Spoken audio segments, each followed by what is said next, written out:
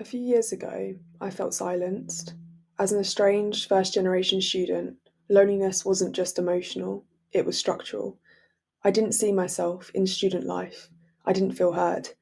But today, I speak on national panels, lead student campaigns, and work to shape policies around loneliness.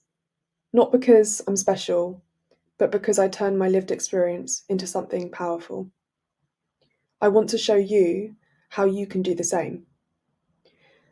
I went from surviving student life in silence to finding purpose by using my story to help myself and others. It started small. I joined an advisory board on loneliness, just started listening, and then I began learning. But being in a space where lived experience was valued, that is what changed everything. For the first time, I wasn't the lonely student, I was the expert in my experience. That advisory board gave me tools, language, and a sense of community, and I used them. I began tackling loneliness head on. In the past 5 years, I've worked with the Department for Digital Culture, Media and Sport, supporting the All Party Parliamentary Group on tackling loneliness, convened a national student roundtable on loneliness, and launched a loneliness postcard project that invited students to share and connect through their stories. Each step felt a little braver than the last, but they built on each other, and they started with deciding that my experience mattered. So, how can you do it? How do you turn pain or silence into purpose? I have some tips that helped me. Firstly, acknowledging your experience by saying it out loud is really important.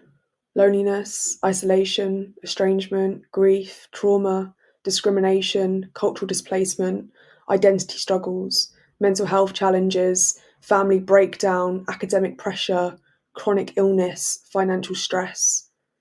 These are just some of the things that can quietly push us into loneliness, even when we're surrounded by people. Naming what you're feeling isn't a weakness, it's a radical act of self recognition, a way of saying, what I'm going through matters. Secondly, find spaces that value your lived experience, whether it's attending university groups, helping out with a charity, or student networks. Find a space where your story is an asset. Get involved in small ways at first. For example, this could be filling out a survey, joining a focus group, attending a meeting. These are just doors, and you can open them. I would also suggest building your confidence by using your voice. Practice telling your story in ways that feel safe and empowering. Also, work with others. Change doesn't happen alone. The most powerful moments I've had were alongside other students with similar experiences. And I'd also like to say, turn your ideas into action. Whether it's a campaign, a conversation, or a creative project, your insight is a solution. Your lived experience is not a weakness, it's a leadership skill. It gives you empathy, insight, determination, and creativity.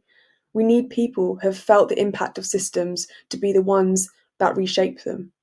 You don't need a title, a perfect CV, or years of experience. You need passion, purpose, and the courage to start. I began with just a feeling that this feeling of loneliness wasn't right, and I didn't want anyone else to go through this alone, and that was enough for me. One of the main reasons I've kept going and continuing to share my story is because I've seen the difference it can make, whether it be connecting with someone who has shared a similar experience, challenging assumptions about loneliness, or simply helping someone to feel less alone. It all matters. Focusing on that impact, knowing real people feel seen and heard, gives everything a deeper meaning. When I've seen student policies start to shift, or someone says, that postcard made me feel understood, I'm reminded how far I've come and how possible change is for others too. So if you're sitting with your own lived experience, whatever it may be, know this. It can be the start of something bigger. Not just healing, but real, visible, powerful change. Don't wait for permission. You don't need to be ready.